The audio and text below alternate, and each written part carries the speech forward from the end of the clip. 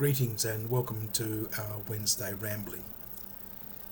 This is the first week of our second message series for 2022, and it's called What is the Message? We've just finished a series called The Promise Fulfilled, and we saw in the 3 weeks after our Christmas celebration the Feast of the Holy Family, the Feast of the Epiphany, and the Feast of the Baptism of the Lord, promises made in the Old Testament, the Hebrew Scriptures, that have now been fulfilled with the coming of the Christ. And with his baptism last weekend we saw a promise fulfilled that reminded us that Jesus was the beloved of the Father and God's favour rested on him. This weekend, as we begin this new series, we start not with the Gospel of Luke but with the Gospel of John, and it's the wedding feast at Cana in Galilee.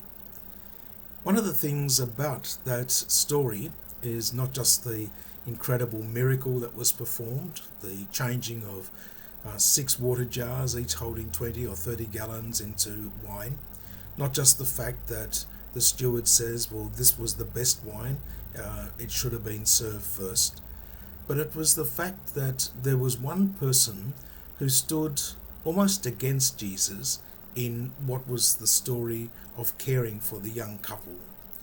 Mary came to Jesus and told him the problem. They have no wine. And when Jesus replied, that's not my problem, although he actually said it is, woman, my time has not come yet. Mary looks at the stewards and the servants and says to them, do whatever he tells you. Mary takes a step because this young couple, their family, and all those who were involved in the preparation of this wedding celebration were about to be embarrassed incredibly by the lack of wine. Their lives, about to start with a sense of joy and expectation and hope, are going to be brought down badly. Mary knows that joy is the promise of God's love. Joy is the gift that God gives us that enables us to celebrate life to the full. Reminder that joy and happiness are not the same thing.